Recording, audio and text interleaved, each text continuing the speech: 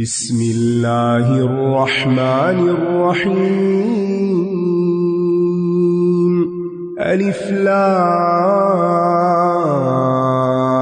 را کتاب انزلناه الیک لتخرج الناس من الظلمات الى النور بإذن ربهم الى صراط العزیز الحمید اللہ الذي له ما في السماوات وما في الأرض وويل للكافرين من عذاب شديد الذين يستحبون الحياة الدنيا على الآخرة ويصدون عن سبيل الله ويبغونها عوجا أولئك في ضلال بعيد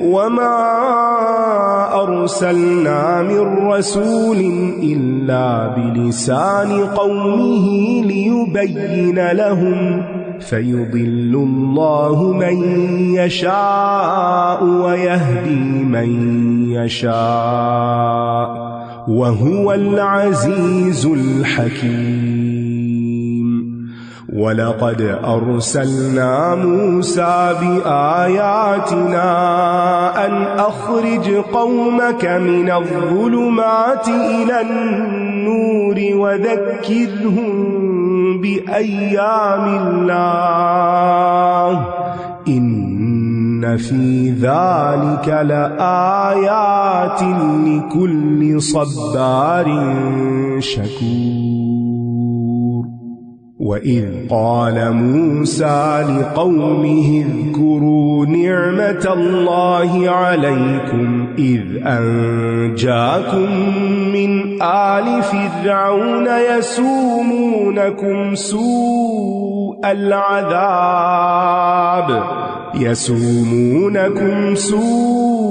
العذاب ويذبحون أبناءكم ويستحيون نساءكم وفي ذلكم بلاء من ربكم عظيم۔ سورت ابراہیم مکی سورت ہے، اس کی 52 آیات ہیں، 52۔ ترتیب کے اعتبار سے 14 نمبر سورت ہے اور نزول کے اعتبار سے 72 نمبر۔ یہ سورت ابراہیم علیہ السلام کی ذکر کی وجہ سے ابراہیم کہلاتی ہے۔ یہ واحد سورت ہے جس میں ابراہیم علیہ السلام کی اپنی زوجہ ہاجرہ اور بیٹے اسماعیل کو مکہ مکرمہ میں بسائے جانے کا ذکر ہے، یعنی یہ واقعہ یہیں پر آیا ہے۔ سورت کا مقصد کیا ہے کہ لوگوں کو شرک کے اندھیروں سے نکال کر توحید کے نور کی طرف لایا جائے، اگرچہ ان کی قوموں نے انکار کیا، اور یہ نبی صلی اللہ علیہ وسلم کے لیے تسلی کا باعث ہے اور ظالموں کے لیے وعید بھی ہے۔ الف لام را، یہ ایک کتاب ہے جسے ہم نے آپ کی طرف نازل کیا ہے، یعنی اللہ رب العزت کی طرف سے آئی ہے، تاکہ آپ لوگوں کو ان کے رب کے اذن سے اندھیروں سے روشنی کی طرف نکال لائیں۔ یہ ہے اس کتاب کا کام، کیا کرنا؟ اندھیروں سے نکال کر روشنی کی طرف لانا۔ بہت زبردست خوب تعریف والے رب کے راستے کی طرف۔ تو پیغمبر کا کام ہدایت کا راستہ دکھانا ہوتا ہے، اور انسان کا کام اللہ کے اذن سے اس کو اختیار کرنا ہوتا ہے۔ پیغمبر نے کتاب پہنچا دی، اب ہمارا کام ہے کہ اس کو لے لیں۔ جو لے لے گا اس کا دل روشن ہو جائے گا، جس کا دل روشن ہوگا اس کی زندگی روشن ہو جائے گی، اس کا سارا لائف سٹائل بدل جائے گا۔ اور اگر کسی وقت اندھیرا محسوس ہو، دل پر اندھیرا، چیزوں میں کنفیوژن، نہیں سمجھ آ رہی کیا کریں، کوئی معاملہ مشتبہ ہو جائے، تو قرآن کی تلاوت کریں، اور اگر سمجھ کے پڑھیں گے تو آپ کو جواب مل جائے گا، حق آپ کے سامنے آ جائے گا، اس اللہ کے راستے کی طرف کہ اسی کا ہے جو کچھ آسمانوں اور زمین میں ہے، اور ہلاکت ہے کافروں کے لیے ایک سخت عذاب سے۔ اصل مالک کون ہے؟ اللہ۔ جو کچھ آسمانوں میں کیا کچھ ہے، ستارے، سیارے، سب کچھ۔ آپ دیکھیں آج ہمارا حال کیا ہے کہ ہم ان چیزوں کو جب دیکھتے ہیں تو اللہ کی ملکیت کے اعتبار سے نہیں دیکھتے کہ سورج کا مالک اللہ ہے، چاند کا مالک اللہ ہے، ہم یہ ضرور دیکھتے ہیں کہ یہ پلاٹ، یہ لاٹ، یہ لینڈ فلاں اس کا مالک ہے. یہ سب جھوٹے مالک ہیں، وقتی مالک ہیں، اصل مالک اوپر ہے. اچھا کیا ہوتا ہے کہ دیکھیں کہ کسی کا گھر 50 ایکڑ میں بنا ہوا تو ہم بڑے امپریس ہو جاتے ہیں، واو ان کو تو کیا مل گیا، دنیا میں جنت مل گئی.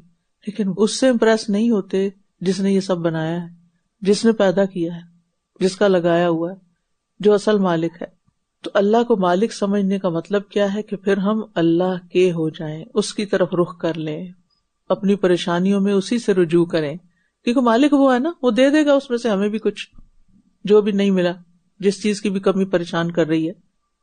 وہ لوگ جو دنیا کی زندگی کو آخرت پر ترجیح دیتے ہیں، ان کی پرائرٹی صرف دنیا ہے اور اللہ کے راستے سے روکتے ہیں اور اس میں کجی تلاش کرتے ہیں، یہی لوگ دور کی گمراہی میں پڑے ہوئے ہیں.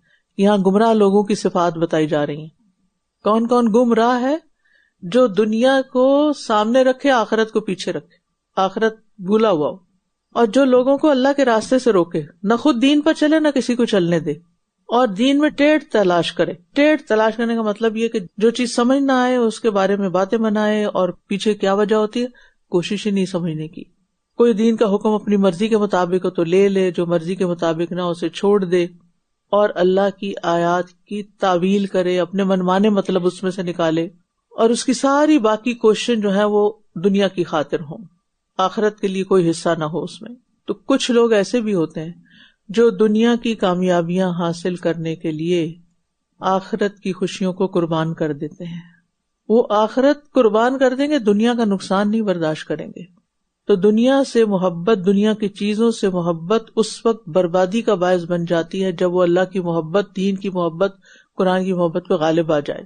تو اس کا یہ مطلب نہیں دنیا سے فائدہ نہیں اٹھا سکتے، دنیا سے فائدہ اٹھانا مومن کے لیے جائز ہے، لیکن اس صورت میں نہیں جب وہ اللہ کی یاد سے ہی روک دے. اور اللہ کے راستے سے روکنا زبان سے بھی ہوتا ہے، قلم سے بھی ہوتا ہے، کسی شک و شبہ میں مبتلا کر کے بھی ہوتا ہے، کسی کا مذاق اڑا کے بھی ہوتا ہے، کسی کے لیے باقاعدہ گیٹ بند کر کے بھی ہوتا ہے. تو کتنے لوگ ہیں جو صحیح رستہ چھوڑ کر شراب کے پیچھے جا رہے ہیں. یستحبون الحیات الدنیا علی الآخرہ. دنیا شراب کی طرح نا، جتنا چاہے اس کے پیچھے بھاگو، جب پہنچتے تو اس کی کوئی حقیقت نہیں ہوتی. اور ہم نے ہر رسول کو اس کی قوم کی زبان میں ہی بھیجا تاکہ وہ ان کے لیے حق واضح کر دے. تو اللہ جسے چاہتا ہے گمراہ کرتا ہے اور جسے چاہتا ہے ہدایت دیتا ہے، اور وہ بہت زبردست خوب حکمت والا ہے. قرآن کو واضح کرنے کا مطلب کیا ہے؟ یعنی اس کو صحیح مطلب بتا دیا. اور وہ کس نے بتایا؟ مثلا لفظ صلاۃ آتا ہے قرآن میں، کہاں صلاۃ کا مطلب نماز ہے اور کہاں صلاۃ کا مطلب دعا ہے، یہ کون بتائے گا؟ اللہ کے رسول صلی اللہ علیہ وسلم بتائیں گے. اسی طرح صوم کا کیا مطلب ہے، اور رکوع کس کو کہتے ہیں، سجدہ کس کو کہتے ہیں. ہم منمانی ڈیفینیشن نہیں دے سکتے، جیسے کر کے بتا دیا گیا، ان کو ڈیفائن کر دیا گیا، ویسے ہی لینا ہوگا. اور بلا شبہ ہم نے موسیٰ کو اپنی نشانیوں کے ساتھ بھیجا کہ اپنی قوم کو اندھیروں سے روشنی کی طرف نکال لاؤ اور انہیں اللہ کے دنوں کی یاد دلاؤ. بے شک اس میں نشانیاں ہیں ہر اس شخص کے لیے جو بہت صبر کرنے والا، بہت شکر کرنے والا ہے. ایام اللہ سے مراد تاریخ انسانی کے وہ اہم ابواب ہیں جن میں اللہ تعالیٰ نے گزشتہ قوموں کو ان کے اعمال کے مطابق جزا یا سزا دی، یعنی ہسٹری. اور پھر مومن کی زندگی ہر لمحہ یا صبر ہے یا شکر ہے، انسان صبار ہے یا شکور ہے. اور ایام اللہ سے عبرت وہ حاصل کرتا ہے جو صبار اور شکور ہوتا ہے. اور جب موسیٰ نے اپنی قوم سے کہا کہ تم اپنے اوپر اللہ کی اس نعمت کو یاد کرو جب اس نے تمہیں آل فرعون سے نجات دی، وہ تمہیں برا عذاب چکھاتے تھے، وہ تمہارے بیٹوں کو ذبح کر ڈالتے اور تمہاری عورتوں کو زندہ چھوڑ دیتے تھے، اور اس میں تمہارے رب کی طرف سے بہت بڑی آزمائش تھی. وَإِذْ تَأَذَّنَ رَبُّكُمْ لَئِن شَكَرْتُمْ لَأَزِيدَنَّكُمْ وَلَئِن كَفَرْتُمْ إِنَّ عَذَابِي لَشَدِيدٌ. وَقَالَ مُوسَىٰ إِن تَكْفُرُوا أَنتُمْ وَمَن فِي الْأَرْضِ جَمِيعًا فَإِنَّ اللَّهَ لَغَنِيٌّ حَمِيدٌ. أَلَمْ يَأْتِكُمْ نَبَأُ الَّذِينَ مِن قَبْلِكُمْ قَوْمِ نُوحٍ وَعَادٍ وَثَمُودَ وَالَّذِينَ مِن بَعْدِهِمْ لَا يَعْلَمُهُمْ إِلَّا اللَّهُ جَاءَتْهُمْ رُسُلُهُم بِالْبَيِّنَاتِ بالبينات فردوا أيديهم في أفواههم وقالوا إنا كفرنا بما أرسلتم به وإنا لفي شك مما تدعوننا إليه مريب قالت رسلهم أفي الله شك فاطر السماوات والأرض يدعوكم ليغفر لكم من ذنوبكم ويؤخركم إلى أجل مسمى قالوا إن أنتم إلا بشر مثلنا تريدون أن تصدونا عما كان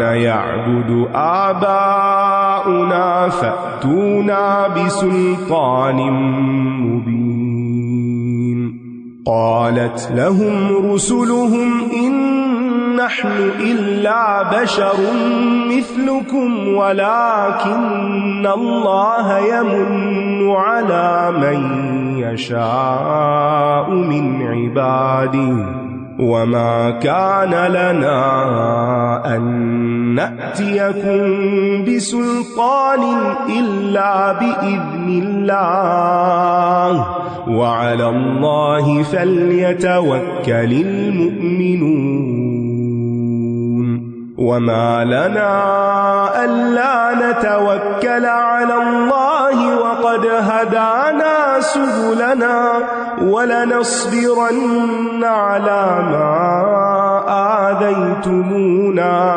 وعلى الله فليتوكل المتوكلون. اور جب تمہارے رب نے آگاہ کر دیا کہ اگر تم واقعی شکر ادا کرو گے تو میں ضرور تمہیں اور زیادہ عطا کروں گا، اور اگر تم نے ناشکری کی تو میرا عذاب یقیناً بہت سخت ہے. تو نعمتوں پر شکر لازم ہے، مطلوب ہے. کیسے؟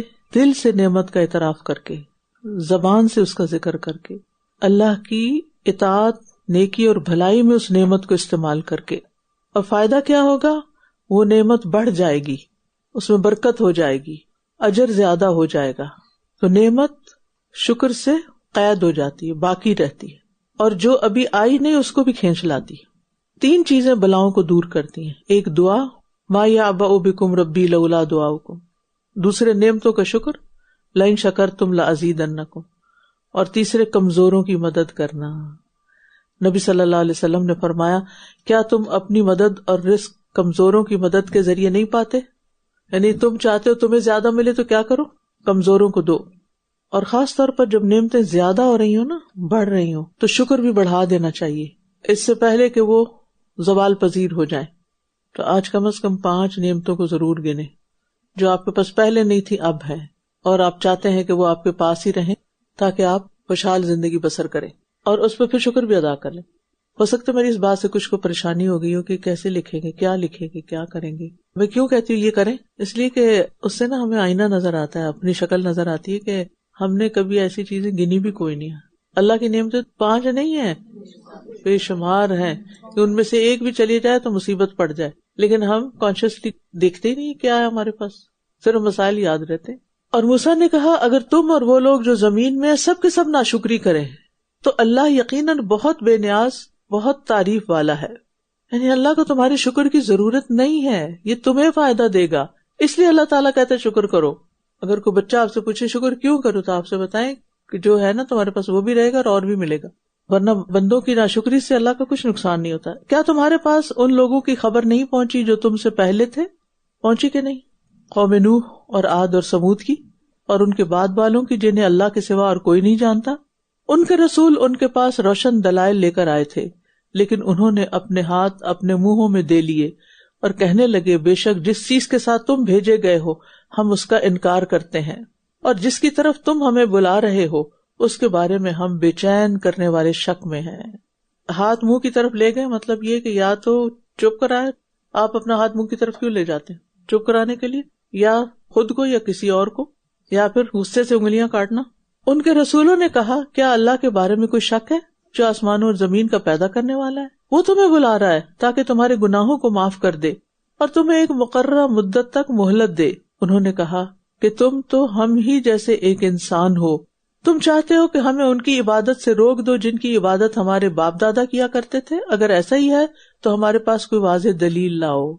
اللہ کی پہچان ہماری فطرت میں رکھ دی گئی ہے، کیونکہ ہماری جو فطرت ہے وہ خود اس پہ گواہ ہے کہ کوئی ہے جس نے سب کچھ بنایا۔ کوئی بھی چیز ہم دیکھتے ہیں نا تو ہمارے دل میں نیچرلی ضرور خیال آتا ہے یہ کس نے بنایا، یہ کون لایا، فوراً، کیونکہ یہ ہمیں پتا ہے کہ کچھ بھی خود نہیں ہوتا، کتنی بھی کوئی چیز آٹومیٹک ہو اس کو پروگرام کرنا پڑتا ہے۔ ٹھیک ہے، اب دیکھیے کہ کوئی کھانا ہی آپ کھاتے ہیں نا تو آپ کہتے ہیں کس نے بنایا، بہت اچھا بنا، کتنا نیچرل ہے۔ تو پوری دنیا دیکھ کے انسان کو خیال ہی نہ ہے کہ اس نے بنائی ہے، عجیب بات ہے، یہ تو نہیں ہو سکتا۔ لیکن شیطان نے انکار کے عمل کو خوشنما بنا دیا، یعنی کتنی کم عقلی کی بات ہے، عیب کی بات ہے کہ انسان اپنی عقل دوسروں کے حوالے کر دے اور جو دوسرے کہیں وہی سوچے۔ یعنی یہ وسوسہ شیطان کا ڈالا ہوا نا، اور یہ شر ایسے منکرین کا پھیلایا ہوا ہے کہ جس کے پیچھے لوگ اندھا دھند چل رہے ہیں اور اپنے آپ کو ایتھیسٹ کہہ کے بہت کول محسوس کرتے ہیں کہ ہم اتنے سرکش ہیں کہ اللہ کا بھی انکار کر سکتے ہیں، نعوذ باللہ۔ ان کے رسولوں نے ان سے کہا واقعی ہم تم ہی جیسے انسان ہیں، لیکن اللہ اپنے بندوں میں سے جس پر چاہتا ہے احسان فرماتا ہے، اور ہمارے لیے ممکن نہیں کہ ہم اللہ کے اذن کے بغیر تمہارے پاس کوئی دلیل لا سکیں، اور مومنوں کو صرف اللہ ہی پر توکل کرنا چاہیے۔ یعنی اللہ جسے چاہتا ہے اسے توفیق، حکمت، معرفت اور ہدایت دے دیتا ہے، استقامت عطا کر دیتا ہے، اور یہ بھی اللہ کا فضل ہوتا ہے۔ اور جو اللہ پہ توکل کرتا ہے وہ کبھی مایوس نہیں ہوتا، اور جو کسی اور پہ بھروسہ کر بیٹھتا ہے وہ عین ٹائم پر دغا دے جاتا ہے۔ اور آخر ہمیں کیا ہے کہ ہم اللہ پر توکل نہ کریں جبکہ اسی نے ہمارے راستوں کی طرف ہماری رہنمائی فرما دی ہے، اور جو اذیت تم ہمیں پہنچا رہے ہو اس پر ہم ضرور صبر ہی کریں گے، اور توکل کرنے والوں کو صرف اللہ ہی پر توکل کرنا چاہیے۔ جو لوگ اللہ کو پہچان جاتے ہیں نا اور اللہ کے راستے کو پہچان جاتے ہیں وہ پھر اللہ پہ توکل کرنے لگتے ہیں، اور جو کرنے لگتے ہیں پھر وہ ناکام نہیں ہوتے۔ وقال الذين كفروا لرسلهم لنخرجنكم من أرضنا أو لتعودن في ملتنا فأوحى إليهم ربهم لنهلكن الظالمين وَلَنُسْكِنَنَّكُمُ الْأَرْضَ مِنْ بَعْدِهِمْ ذَلِكَ لِمَنْ خَافَ مَقَامِي وَخَافَ وَعِيدِ وَاسْتَفْتَحُوا وَخَابَ كُلُّ جَبَّارٍ عَنِيدٍ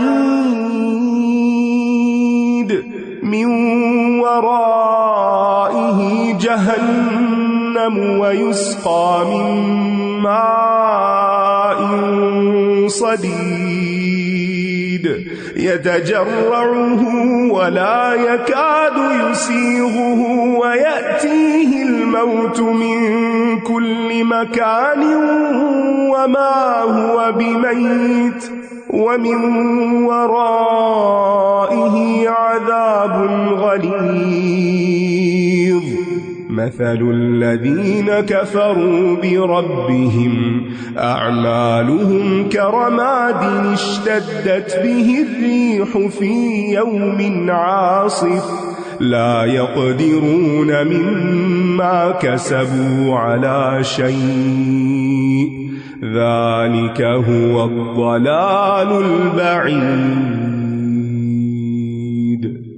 أَلَمْ تَرَ أَنَّ اللَّهَ خَلَقَ السَّمَاوَاتِ وَالْأَرْضَ بِالْحَقِّ إِنْ يَشَأْ يُذْهِبْكُمْ وَيَأْتِ بِخَلْقٍ جَدِيدٍ وَمَا ذَلِكَ عَلَى اللَّهِ بِعَزِيزٍ وَبَرَزُوا لِلَّهِ جَمِيعًا فَقَالَ الضُّعَفَاءُ لِلَّذِينَ اسْتَكْبَرُوا إِنَّا كُنَّا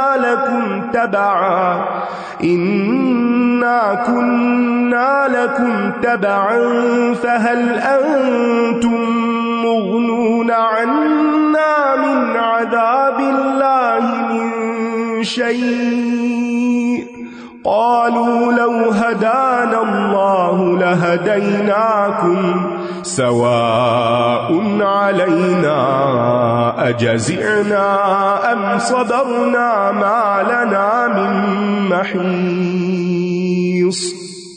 اور جن لوگوں نے کفر کیا تھا اپنے رسولوں سے کہنے لگے ہم ضرور تمہیں اپنی زمین سے نکال باہر کریں گے یا تمہیں ہر صورت ہماری ملت میں لوٹ کر آنا ہوگا۔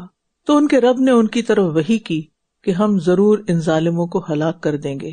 کفار جب دلائل سے عاجز آتے ہیں نا تو دھمکی دینے پہ آ جاتے ہیں، لیکن وہ یہ بھول جاتے ہیں کہ ان کا مقابلہ صرف سامنے والے سے نہیں بلکہ اللہ سے ہے۔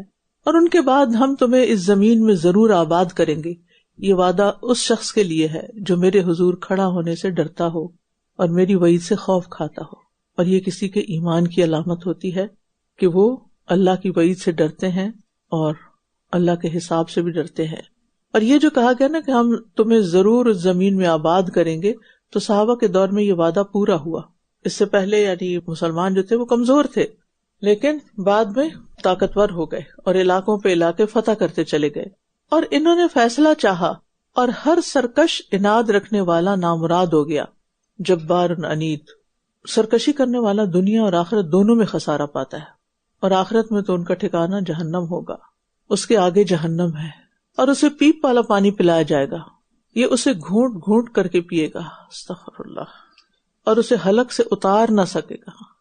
اب دیکھیں ذرا سا ذائقہ فرق ہوتا ہے تو وامٹنگ ہونے لگی، کہاں یہ کہ بدبودار چیز، اور ہر جگہ سے اس پر موت آ رہی ہوگی مگر وہ مر نہ سکے گا، اور اس کے پیچھے ایک اور سخت عذاب ہوگا، ایک کے بعد ایک عذاب، کوئی بریک نہیں۔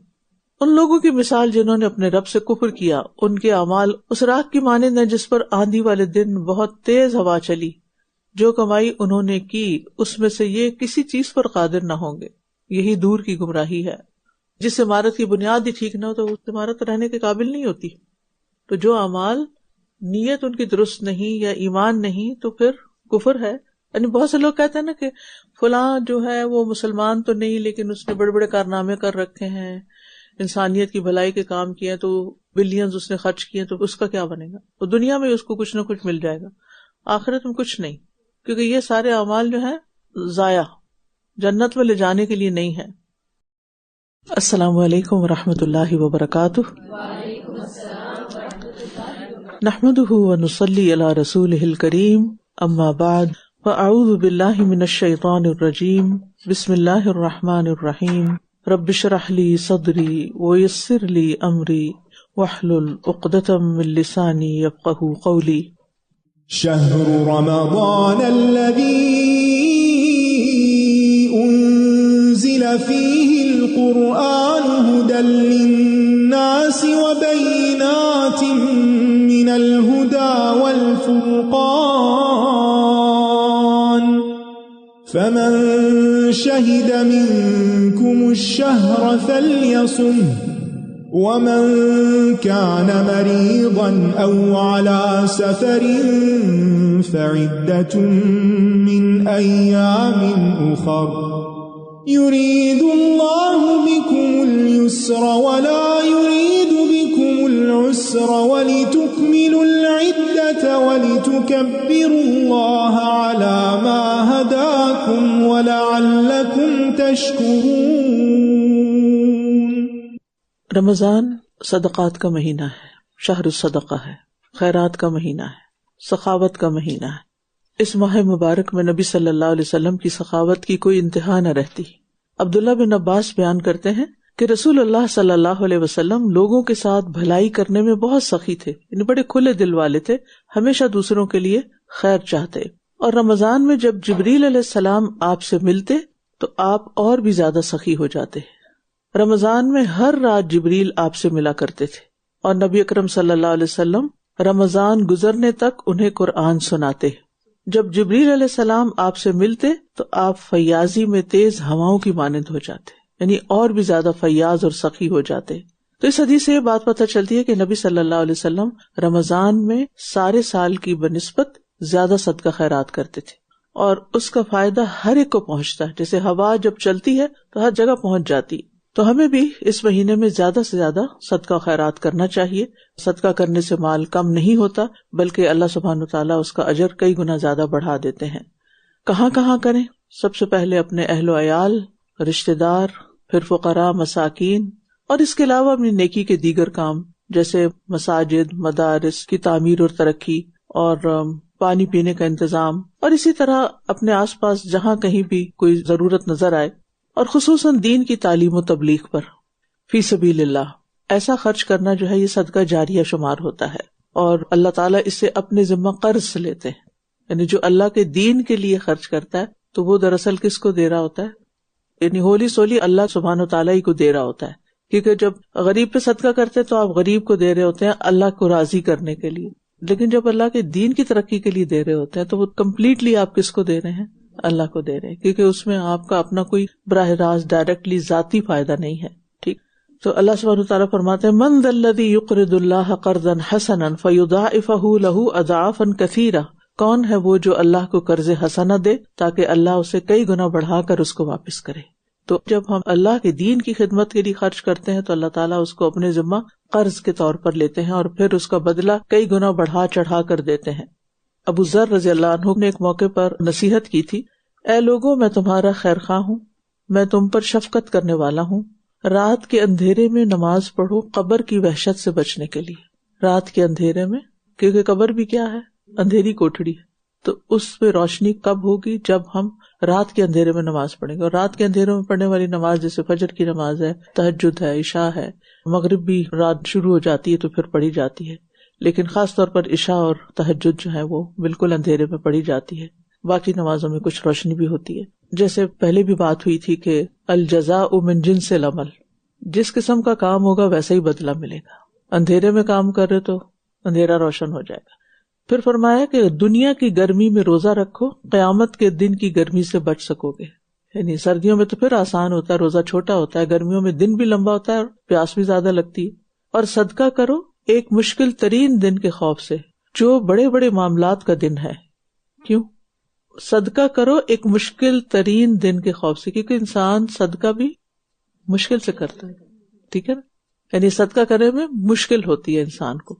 تو جب انسان یعنی کوئی مشکل کام کرتا ہے تو مشکل سے نکلتا ہے، یا مشکل سے نکلنے کے لیے مشکل اٹھانی پڑتی ہے. ٹھیک ہے نا. اور صدقات کی نسبت سے جیسے صدقہ کا معنی بہت وسیع ہے، ہمارے ہاں صدقہ کا کانسیپٹ کسی غریب فقیر مسکین کو کچھ دینا بس وہ صدقہ ہے، جبکہ انسان اپنے اوپر اپنے گھر والوں پر بھی جو خرچ کرتا ہے وہ بھی اس کے حق میں صدقہ شمار ہوتا ہے. شوہر اپنی بیوی کو جو پانی پلاتا ہے وہ بھی. اور پھر آپ دیکھیے کہ جیسے رمضان میں روزہ افطار کروانا، نبی صلی اللہ علیہ وسلم نے فرمایا جس نے کسی روزہ دار کا روزہ افطار کروایا اسے بھی اتنا ہی اجر ملے گا جتنا اجر روزہ دار کے لیے ہوگا، اور روزہ دار کے اجر میں کچھ بھی کمی نہ ہوگی. ایک اور حدیث میں ہے جس نے کسی روزہ دار کا روزہ افطار کرایا یا کسی مجاہد کو سامان دیا تو اس کو اس کے برابر ثواب ملے گا. تو بہرحال کرنے کا کام یہ ہے کہ رمضان میں ہمارے صدقات عام دنوں کی نسبت زیادہ ہونے چاہیے، اور کوئی بھی نہ بچے کہ جس تک ہماری خیر نہ جائے ہمارے دائرہ کار میں. ٹھیک ہے. اور پھر یہ ہے کہ اپنوں کے دائرے سے نکل کر کمیونٹی تک بھی پہنچنا چاہیے کہ جن سے ہمارا روزمرہ کا انٹریکشن نہیں ہوتا. اور پھر خاص طور پر علم دین کے حصول کے لیے اور علم دین کے حصول کے کاموں میں جو پروجیکٹس ہیں ان پر اپنا مال لگانا، اور رفاہی اداروں کو دینا، ہسپتالوں وغیرہ کو تعمیر کرانا، تبلیغ اور دین کی نشر و اشاعت میں، کتابیں چھپوانے میں، کارڈ بنانے میں، بانٹنے میں. اور اگر زکوٰۃ واجب ہے تو سارے صدقات سے پہلے زکوٰۃ ادا کرنا کیونکہ وہ فرض ہے. اور اس کے علاوہ بھی لوگوں کے لیے خوشی کا باعث بننا، چاہے ایک اچھا میٹھا بولی کیوں نہ ہو، کیونکہ الکلمۃ الطیبہ صدقہ، یا مسکراہٹ جو وہ بھی صدقہ، یعنی دوسروں کو اچھا فیل کروائیں. ٹھیک ہے نا، کیونکہ افضل ترین نیکی کیا ہے؟ مومن کا دل خوش کر دینا. آج ہم انشاءاللہ سورۃ ابراہیم کی آیت نمبر 22 سے شروع کریں گے. نیت کی تجدید کر لیجئے اور اللہ تعالیٰ سے دعا کیجئے کہ اللہ تعالیٰ ہمیں اپنی رحمت سے اپنے صالح بندوں میں داخل کر لے، ہمارے گناہوں کو معاف فرما دے، ہماری خطاؤں سے درگزر فرما، ہماری غلطیوں کو ہمارے نامہ اعمال سے مٹا دے، ہمیں ایمان اور اسلام کی حالت میں شہادت کی موت نصیب فرما.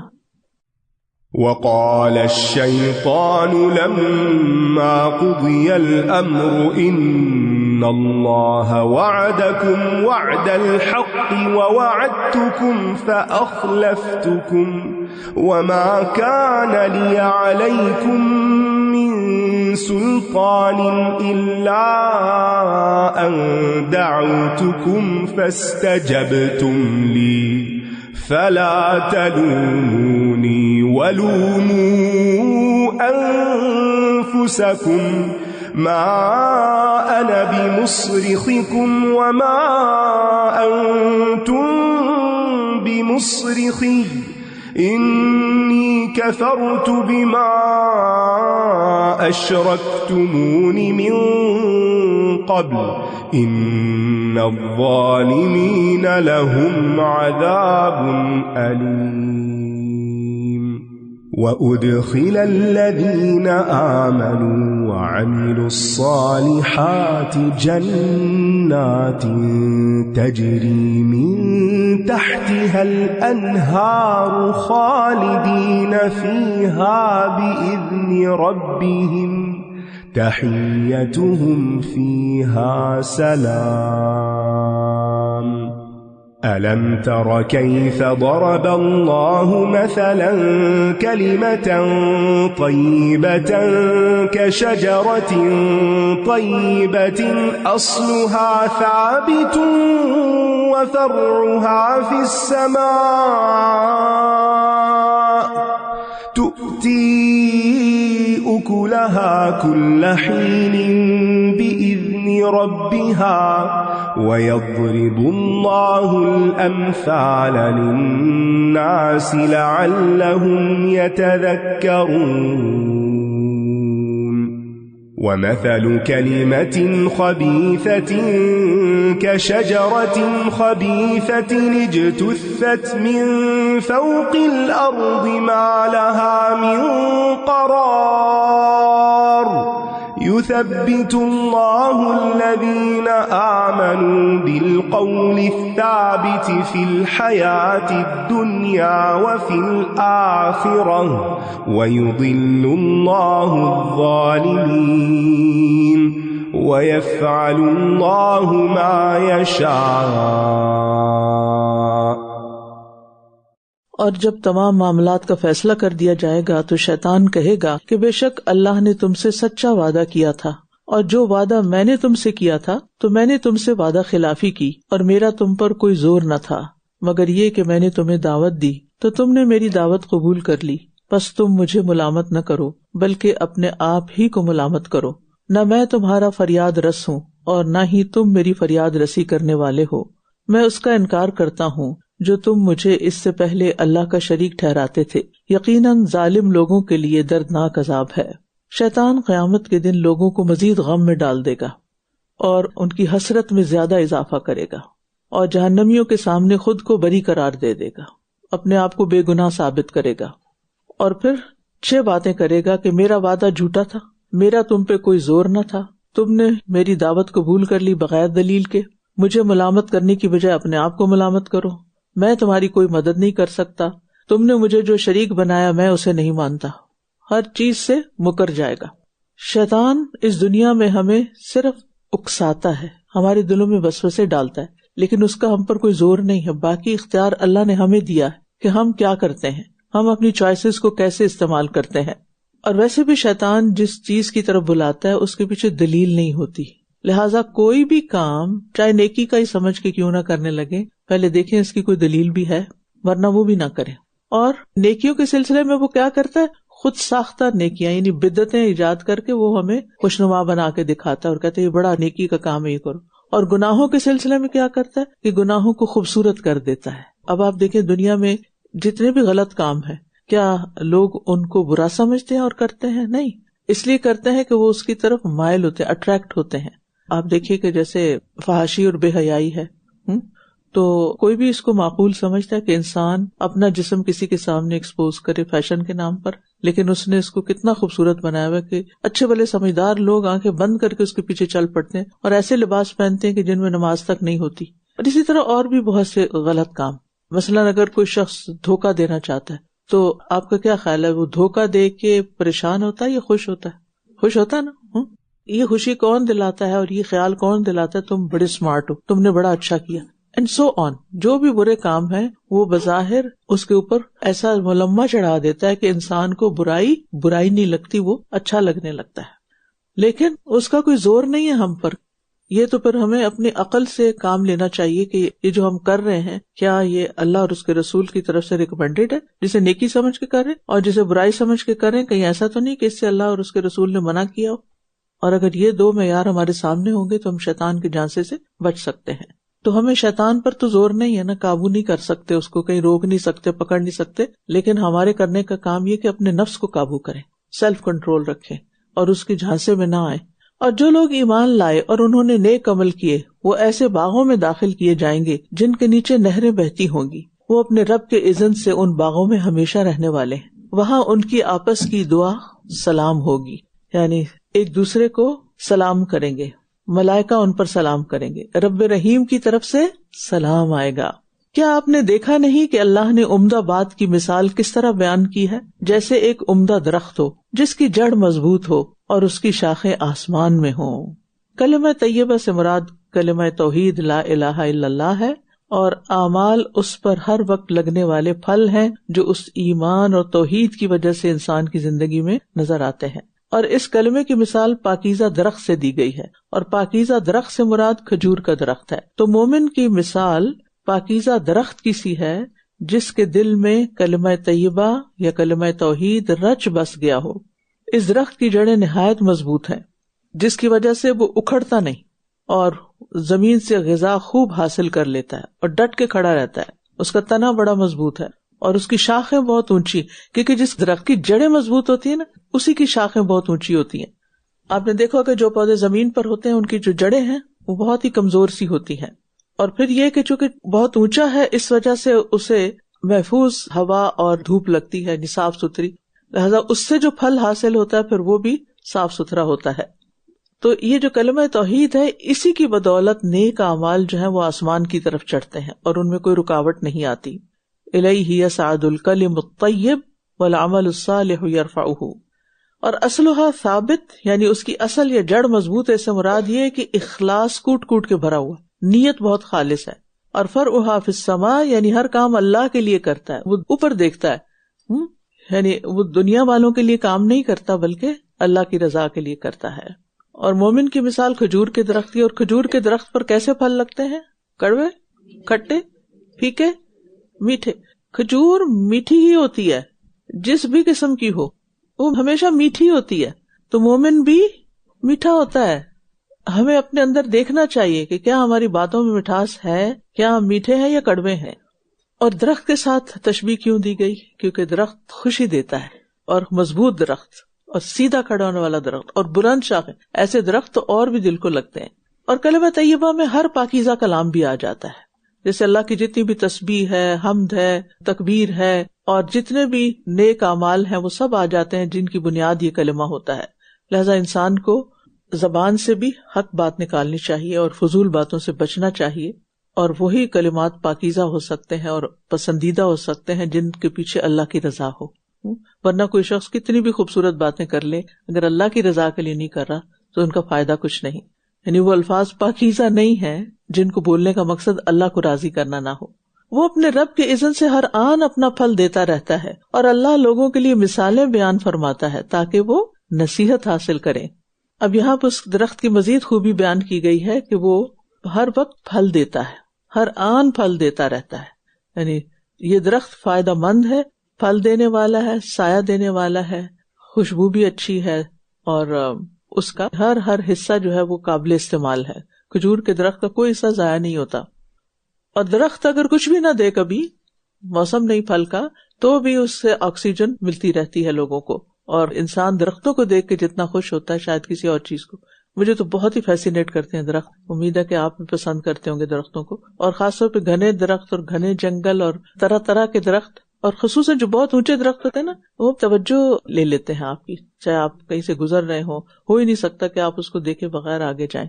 ہم پچھلی سمر میں وکٹوریا گئے تھے, اور وہاں میں نے بہت ہی خوبصورت اور بہت اونچے درخت دیکھے جو باقی کینیڈا جتنا میں نے دیکھا ہے اس میں اتنے نظر نہیں آتے. تو سبحان اللہ، یعنی دیکھتے ہی اللہ کی شان نظر آتی ہے اور خود بخود اللہ اکبر زبان سے نکلتا ہے. تو مومن بھی جو ہے وہ چھوٹی چھوٹی چیزوں سے اوپر بلندیوں کی طرف اٹھ جاتا ہے. دنیا سے دل نہیں لگاتا، اس کا دل آگے لگا ہوا ہوتا ہے، اس کی سوچ آسمانوں تک جاتی، بلند سوچ رکھتا ہے اور فائدہ پہنچانے والا ہوتا ہے. کل ہم نے پڑھا تھا وَأَمَّا مَا يَنْفَعُ النَّاسَ فَيَمْكُثُ فِي الْأَرْضِ، وہ جو لوگوں کو فائدہ دیتی ہے چیز وہ زمین میں ٹھہر جاتی ہے. یعنی جو انسان لوگوں کے فائدے کا ہوتا ہے اس کے اندر ثابت قدمی آ جاتی ہے، وہ جم جاتا ہے.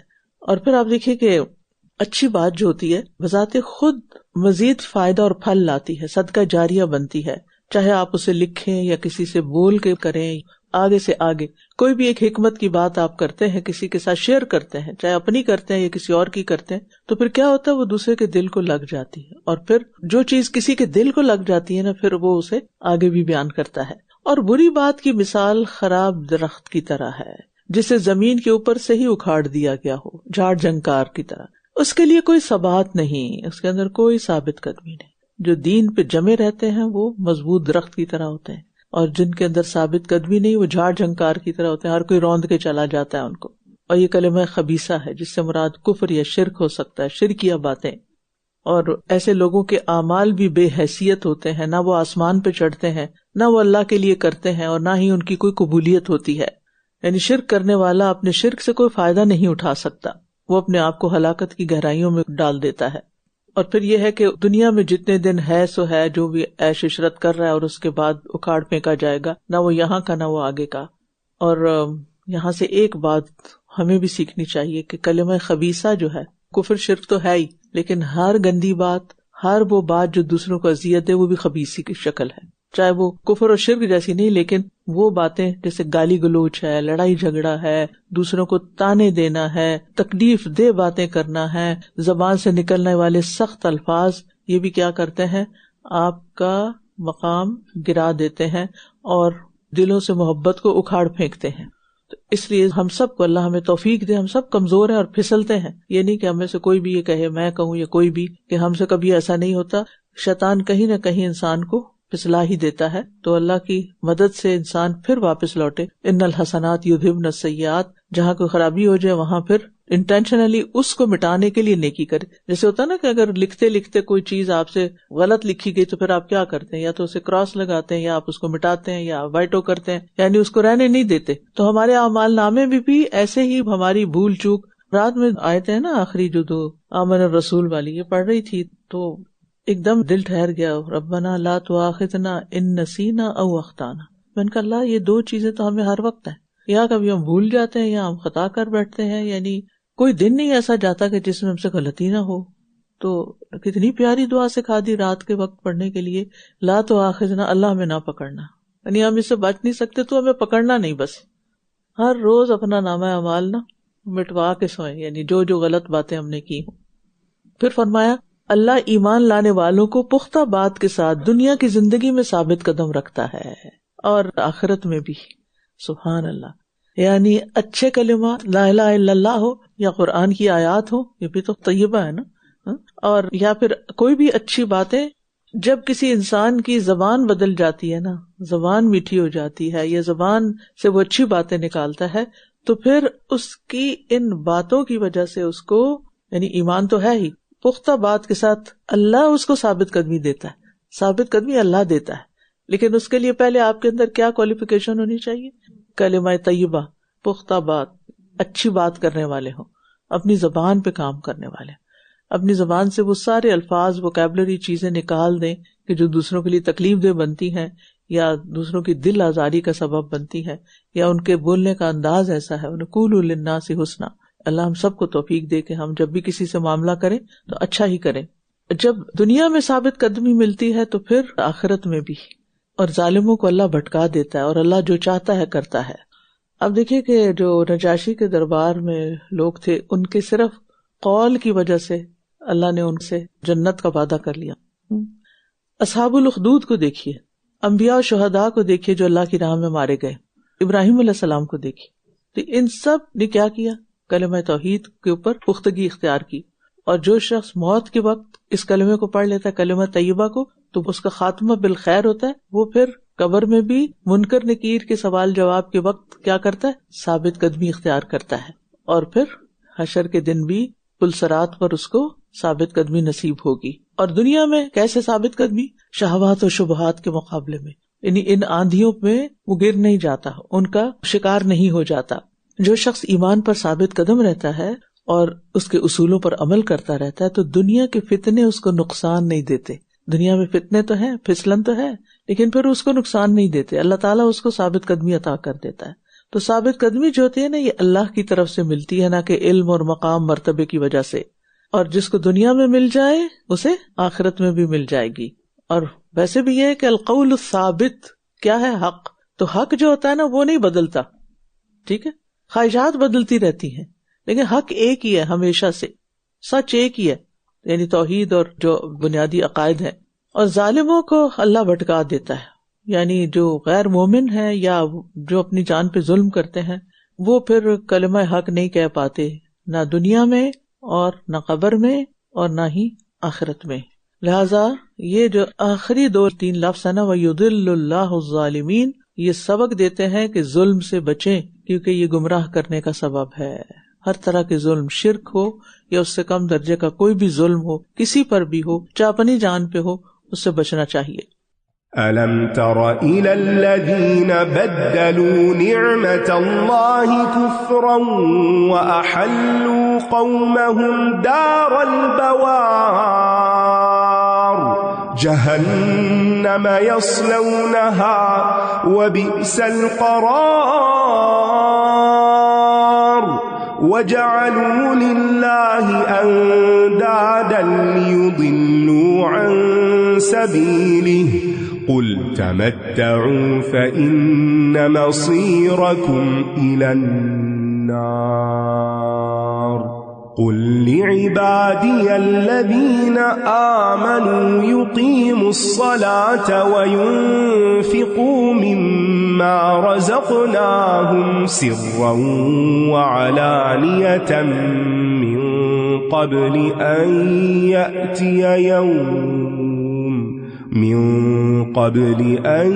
يَأْتِيَ يَوْمٌ لَا بَيْعٌ فِيهِ وَلَا خِلَالٌ اللَّهُ الَّذِي خَلَقَ السَّمَاوَاتِ وَالْأَرْضَ وَأَنزَلَ مِنَ السَّمَاءِ مَاءً فَأَخْرَجَ بِهِ مِنَ الثَّمَرَاتِ رِزْقًا لَكُمْ وَسَخَّرَ لَكُمُ الْفُلْكَ لِتَجْرِيَ فِي الْبَحْرِ بِأَمْرِهِ وَسَخَّرَ لَكُمُ الْأَنْهَارَ وَسَخَّرَ لَكُمُ الشَّمْسَ وَالْقَمَرَ دَائِبَيْنِ وَسَخَّرَ لَكُمُ اللَّيْلَ وَالنَّهَارَ وَآتَاكُم مِّن كُلِّ مَا سَأَلْتُمُوهُ وَإِن تَعُدُّوا نِعْمَةَ اللَّهِ لَا تُحْصُوهَا إِنَّ الْإِنسَانَ لَظَلُومٌ كَفَّارٌ. کیا آپ نے ان لوگوں کی طرف نہیں دیکھا جنہوں نے اللہ کی نعمت کو ناشکری سے بدل ڈالا اور اپنی قوم کو ہلاکت کے گھر میں لا اتارا؟ نعمت سے مراد نبی صلی اللہ علیہ وسلم ہے، جنہیں اللہ تعالیٰ نے رحمت للعالمین بنا کر بھیجا. تو جس نے نعمت کی قدر کی، اسے قبول کر لیا، شکر ادا کیا، وہ جنتی ہو گیا، اور جس نے رد کر دیا اس کا ٹھکانہ جہنم قرار پایا. دنیا میں اللہ نے بے شمار نعمتیں اتاری ہیں، لیکن سب سے بڑی نعمت رسالت ہے.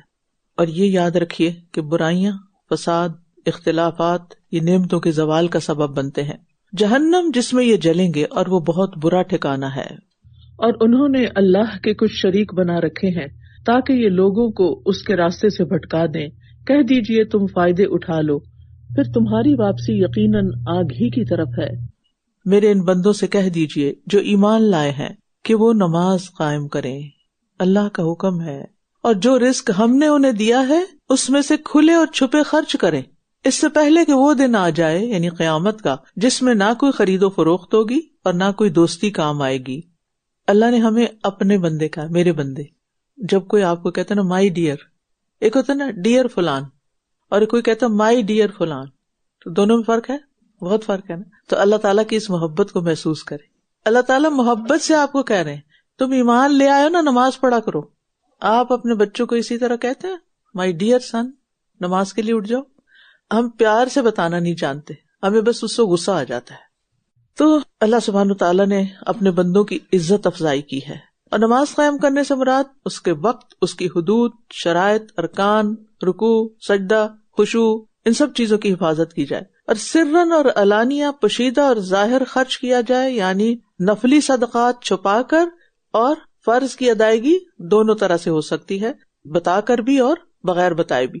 اور قیامت کے دن نجات دلانے والی یہ دو عظیم عبادتیں ہیں، یعنی جو آخرت میں نجات چاہتا ہے وہ ان دو کا خوب اہتمام کرے. اللہ وہ ہے جس نے آسمانوں اور زمین کو پیدا کیا اور آسمان سے پانی برسایا، پھر اس کے ذریعے تمہارے لیے پھلوں میں سے رزق نکالا اور کشتیوں کو تمہارے لیے مسخر کیا تاکہ وہ اس کے حکم سے سمندر میں چلیں، اور اسی نے تمہارے لیے دریاؤں کو مسخر کیا، اور اس نے لگاتار چلنے والے سورج اور چاند کو تمہارے لیے مسخر کیا، اور تمہارے لیے رات اور دن کو مسخر کیا، اور اس نے تمہیں ہر وہ چیز دی جو تم نے اس سے مانگی، اور اگر تم اللہ کی نعمتوں کو گننے لگو تو تم انہیں گن نہ سکو گے، بے شک انسان بڑا ہی ظالم، بے حد ناشکرا ہے. تو یہاں اللہ کی وحدانیت اور قدرت کے دلائل دیے گئے ہیں کہ اللہ نے کیا کیا پیدا کیا ہے، اتنی نعمتیں دی ہیں کہ تم گن بھی نہیں سکتے، اور اللہ کی تمام نعمتیں ہی قابل قدر ہیں.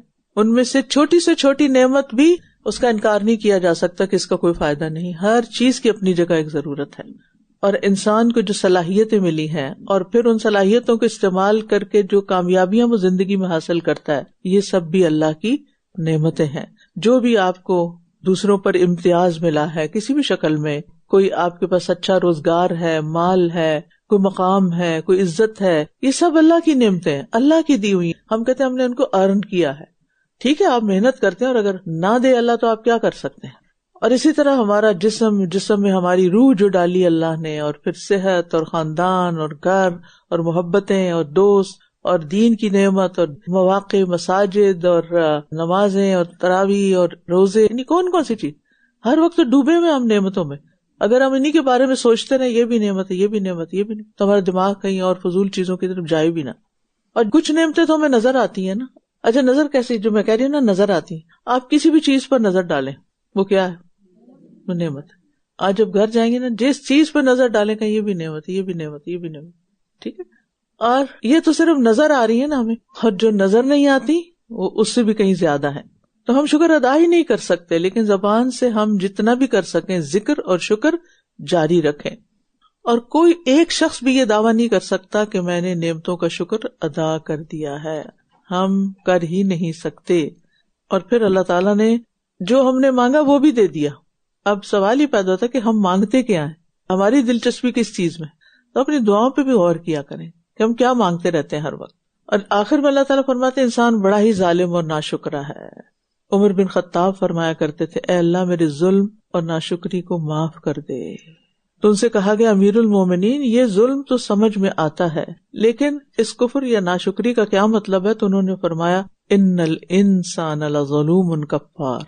سب انسانوں کے اندر کسی نہ کسی درجے میں یہ دونوں چیزیں پائی جاتی ہیں، ظلم بھی اور ناشکری بھی. ناشکری جو ہے نا یہ ایک بیماری ہے، اور جب انسان کے اندر یہ پیدا ہو جاتی ہے نا تو اس کی وجہ سے اس کے اندر کئی اور بیماریاں آ جاتی ہیں. تکبر، حسد، بغض، عداوت، یہ انسان کا مقدر بن جاتی ہے، کیونکہ وہ اپنی نعمتوں کی بجائے اوروں کی نعمتوں پر نظر رکھتا ہے، اور ہر وقت وہ شکایتی بنا رہتا ہے، اور خود ترسی کا شکار ہوتا ہے، سیلف پٹی کا شکار ہوتا ہے، میرے پاس تو یہ بھی نہیں اور وہ بھی نہیں. یہ دراصل اس کی ناشکری ہوتی ہے. وَإِذْ قَالَ إِبْرَاهِيمُ رَبِّ اجْعَلْ هَٰذَا الْبَلَدَ آمِنًا وَاجْنُبْنِي وَبَنِيَّ أَن نَّعْبُدَ الْأَصْنَامَ رَبِّ إِنَّهُنَّ أَضْلَلْنَ كَثِيرًا مِّنَ النَّاسِ فَمَن تَبِعَنِي فَإِنَّهُ مِنِّي وَمَنْ عَصَانِي فَإِنَّكَ إنك غفور رحيم ربنا إني أسكنت من ذريتي بواد غير ذي زرع عند بيتك المحرم ربنا ليقيموا الصلاة فاجعل أفئدة من الناس تهوي إليهم وارزقهم من الثمرات لعلهم يشكرون ربنا إنك تعلم ما نخفي وما نعلن وما يخفى على الله من شيء في الأرض ولا في السماء الحمد لله الذي وهب لي على الكبر إسماعيل وإسحاق إن ربي لسميع الدعاء رب اجعلني مقيم الصلاة ومن ذريتي ربنا وتقبل دعاء ربنا اغفر لي ولوالدي وللمؤمنين يوم يقوم الحساب. اور جب ابراہیم نے کہا اے میرے رب اس شہر یعنی مکہ کو امن والا بنا دے اور مجھے اور میری اولاد کو اس سے بچا کہ ہم بتوں کی عبادت کریں. عام احسانات اور نعمتوں کے بعد اللہ کا خاص احسان ذکر ہو رہا ہے جو اللہ تعالیٰ نے مکہ والوں پر کیا تھا خصوصی طور پر، اور وہ کیا تھا کہ ان کے باپ ابراہیم علیہ السلام کے بیٹے حضرت اسماعیل علیہ السلام اور حضرت ہاجرہ کو یہاں لا کر آباد کیا، اور پھر ان کی نسل سے آگے نبی صلی اللہ علیہ وسلم پیدا ہوئے. اللہ تعالیٰ نے ابراہیم علیہ السلام کی دعا قبول کر لی، اور وہ دعا کیا تھی؟ امن اور سلامتی کی، جو آج تک ہم دیکھتے ہیں کہ وہ خطہ امن اور سلامتی کی جگہ ہے. اور پھر خاص طور پر شرک سے بچنے اور توحید پر ثابت قدمی کی دعا کی انہوں نے. ابراہیم علیہ السلام کی ہجرت اپنے گھر بار وطن اہل و عیال سے شرک کو چھوڑنے کی وجہ سے ہوئی تھی، اور پھر نئی جگہ جو اولاد کو لا بسایا تو وہاں بھی دعا کیا کر رہے ہیں کہ ان میں شرک نہ آئے. اب ایک دعا قبول ہو گئی لیکن دوسری نہیں ہوئی کہ آگے کی نسلوں میں شرک آ گیا. اب آپ دیکھیں کہ وہ نبی تھے، پھر دعا کر رہے ہیں کہ اللہ بتوں کی عبادت سے بچانا. سبحان اللہ، ہم اپنے بارے میں اتنے کانفیڈنٹ ہوتے ہیں کہ نہیں ہم تو بالکل شرک سے پاک ہیں اور ہمیں کوئی مسئلہ نہیں ہے. تو بنیادی طور پر ابراہیم علیہ السلام فتنوں سے بچنے کی دعا کر رہے تھے، اور اس سے پتہ چلتا ہے کہ انہیں اپنی کسی بھی نیکی اور خلیل اللہ ہونے پر کوئی غرور نہیں تھا، پھر بھی فکر مند تھے ان چیزوں کے بارے میں جو فتنے میں ڈال سکتی ہیں. ہمیں بھی اپنے صلاحیتوں پر غرور نہیں کرنا چاہیے، یا اپنی کسی نیکی پر کہ میں تو بس قرآن پڑھ گئی ہوں اور کورس کر لیا ہے، یا میں تو قرآن پڑھاتی ہوں لہٰذا اب مجھے تو کوئی چیز نہیں ہلا سکتی. ہمیشہ اللہ سے دعا مانگتا رہے انسان، اپنے لیے، والدین کے لیے اور اپنی نسل کے لیے. یعنی یہ تین تو ہم پر قرض ہے، خود کے لیے، والدین کے لیے اور اولاد کے لیے، اور پھر باقی تمام انسانوں کے لیے. کیونکہ انہوں نے اسپیسیفکلی یہ دعا کی، وَجُنُوبْنِی، سب سے پہلے اپنے لیے دعا کی، وَبَنِیَّ، اور اپنے بچوں کے لیے کی. اب والدین کا یہاں ذکر کیوں نہیں؟ تو منع کر دیا گیا تھا نا کہ نہیں کر سکتے کیونکہ وہ شرک پر تھے. اے میرے رب ان بتوں نے لوگوں کی کثیر تعداد کو گمراہ کر دیا ہے، تو جو کوئی میری پیروی کرے تو یقیناً وہ مجھ سے ہے، اور جو میری نافرمانی کرے تو بے شک تو بہت بخشنے والا نہایت رحم کرنے والا ہے. دنیا کی اکثریت بتوں کی وجہ سے فتنے میں مبتلا ہوئی ہے. میں کبھی سوچتی ہوں کہ کیا نفسیات ہے کہ انسان اتنا گر جائے کہ ایک پتھر کے آگے بیٹھ کے یا ایک لکڑی کے بت کے آگے بیٹھ کر دعائیں فریادیں کرے. کیا سوچتا ہے؟ یہ کیا چیز ہے کہ جس کے آگے میں سجدہ کر رہا ہوں یا ہاتھ اٹھا رہا ہوں یا اس سے مانگ رہا ہوں جو کچھ دینے والا ہی نہیں. اور پھر وہ اپنے علاوہ دوسروں کے لیے بھی فکر مند ہیں. جو میرے طریقے پر ہو تو اس کے ساتھ میرا تعلق ہے، اور جو نہیں تو یہ نہیں کہا کہ میرا تعلق نہیں، کیا کہا؟ تو اس کو معاف کر دے. یعنی انبیاء اپنے نافرمانوں کے لیے بھی معافی کی دعا مانگتے ہیں. ٹھیک ہے، یعنی جو میری بات نہیں مانتا تو اس کو معاف کر دے کیونکہ تو غفور الرحیم ہے. یعنی جب کوئی کسی بندے کی بات نہیں مانتا نا تو اس بندے کو بھی معاف کرنا پڑتا ہے اور اللہ سے بھی معافی مانگنی پڑتی ہے. تو اب یہاں پر وہ خود تو معاف انہوں نے کر دیا تبھی تو دعا کر رہے ہیں, لیکن اللہ سے بھی کہہ رہے ہیں کہ آپ بھی ان کو معاف کر دیں. کتنا بڑا دل ہے. اگر ہماری کوئی بات نہ مانے اور ہمارے ساتھ کوئی زیادتی کر جائے تو ہم اس کو معاف کریں گے اور اس کے لیے دعا کریں گے اللہ سے کہ آپ اس کو معاف کر دیں, اس نے میرے ساتھ بہت زیادتی کی تھی. یعنی اتنی دل کو چھو لینے والی یہ صفات اور اخلاقیات ہیں. اے ہمارے رب, میں نے اپنی کچھ اولاد کو تیرے محترم گھر کے پاس چٹیل وادی میں لا بسایا. اے ہمارے رب, تاکہ یہ نماز قائم کریں. مکہ اس لیے لایا ہوں تاکہ یہ نماز قائم کریں. بس تو لوگوں کے دلوں کو ان کی طرف مائل کر دے, ان کی ایموشنل نیڈز پوری کر دے اور انہیں پھلوں سے رزق عطا فرما جو سب سے عمدہ رزق ہے, تاکہ یہ شکر بجا لائیں. اپنی اولاد کے لیے نعمتیں مانگنے میں کوئی برائی نہیں ہے. ابراہیم علیہ السلام نے بہترین دعائیں مانگی اپنے بچوں کے لیے. سب سے پہلے دین مانگا, نماز اس لیے کہ سب سے افضل عبادت ہے, اور پھر آج دیکھیے کہ ان کی دعا کی وجہ سے یہ حرم میں کتنی برکت ہے نا. اور پھر ایک اور بات یہ سمجھ میں آتی ہے کہ مساجد کے قریب رہائش گاہیں بنانی چاہیے, مسجدوں سے بہت دور گھر نہ بنائیں, کیونکہ مسجد کے قریب ہوں گے تو باجماعت نماز پڑھنے کا موقع ملے گا. اور پھر جس کے دل میں نماز کی عظمت ہوگی, لوگوں کے دلوں میں اللہ اس کی محبت ڈال دے گا, خود ہی ڈال دے گا. آپ نماز سے, اللہ کی عبادت سے محبت تو کریں, پھر کوئی یہ اعلان نہیں کرے گا لوگوں مجھ سے محبت کر, نہیں, لوگ خود محبت کریں گے. اے ہمارے رب, بے شک تو جانتا ہے جو کچھ ہم چھپاتے ہیں اور جو کچھ ہم ظاہر کرتے ہیں. اللہ کو سب پتا ہے, اور زمین میں اور آسمان میں کوئی چیز اللہ سے چھپی ہوئی نہیں ہے. وہ تو سرگوشیاں بھی ہماری سن لیتا ہے. جو سوچتے ہیں اور تیزی سے سوچ کے گزر جاتے ہیں, جو خیال آتا ہے اور بجلی کی طرح گزر جاتا ہے, وہ اس کو بھی جانتا ہے.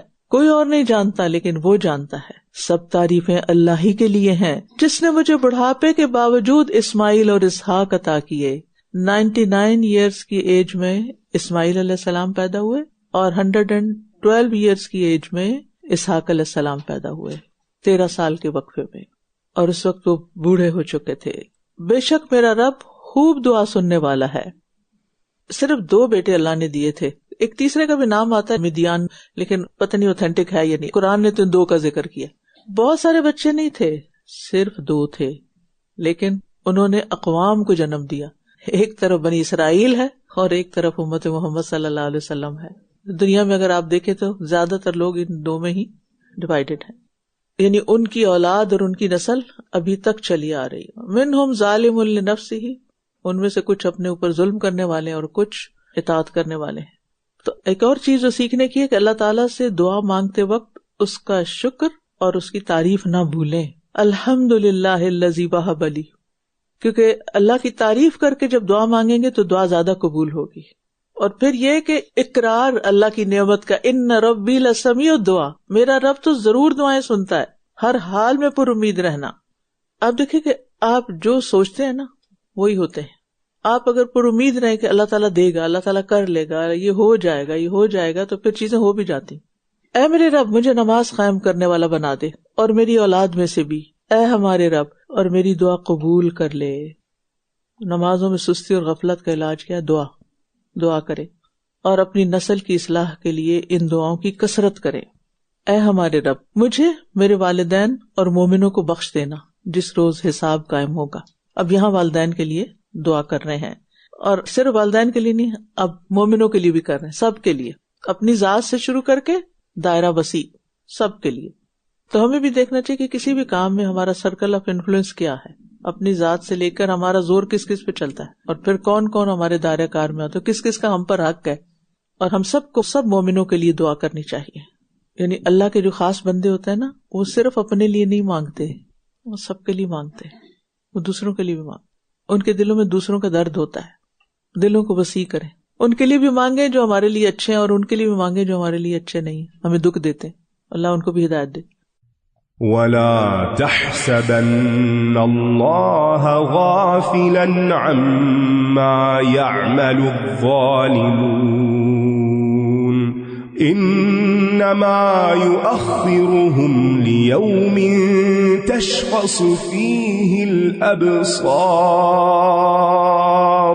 مُهْطِعِينَ مُقْنِعِي رُؤُوسِهِمْ لَا يَرْتَدُّ إِلَيْهِمْ طَرْفُهُمْ وأفئدتهم هواء وأنذر الناس يوم يأتيهم العذاب فيقول الذين ظلموا ربنا أخرنا إلى أجل قريب نجب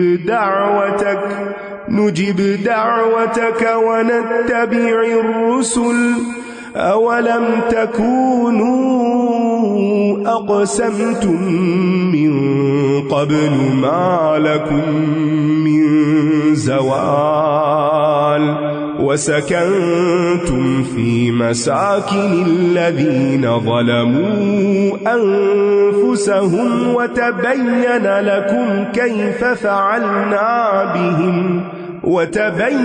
لكم كيف فعلنا بهم وضربنا لكم الأمثال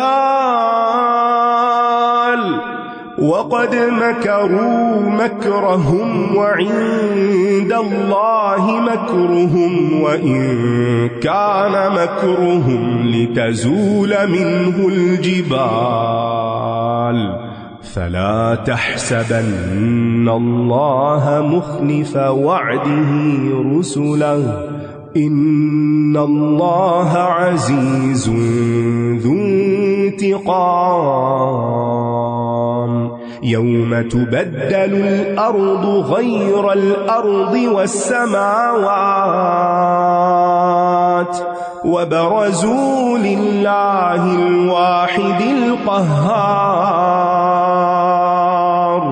وترى المجرمين يومئذ مقرنين في الأصفاد سرابيلهم من قطران وتغشى وجوههم النار ليجزي الله كل نفس ما كسبت إن الله سريع الحساب هذا بلاغ للناس ولينذروا به وليعلموا أنما هو إله واحد وليذكر أولو الألباب. اور جو کچھ ظالم لوگ کر رہے ہیں آپ اللہ کو ہرگز اس سے غافل نہ سمجھیں، وہ تو انہیں اس دن تک ڈھیل دے رہا ہے جس میں نگاہیں پھٹی کی پھٹی رہ جائیں گی، یعنی اس دن کی ہیبت ایسی ہوگی کہ کچھ یاد نہ ہوگا، کوئی دلیل، کوئی تدبیر، کوئی بہانہ، کچھ بھی نہیں. اللہ تعالیٰ ہر ظالم کے ظلم کو سامنے لے آئے گا، اور مظلوم کے لیے تسلی بھی ہے اور ظالم کے لیے وعید بھی ہے. اس میں وہ اپنے سروں کو اوپر اٹھائے ہوئے تیزی سے دوڑ رہے ہوں گے، ان کی نگاہ ان کی اپنی طرف بھی نہ لوٹ سکے گی اور ان کے دل خالی ہوں گے، یعنی جہنم کی ہولناکی آنکھ نہ جھپکنے دے گی.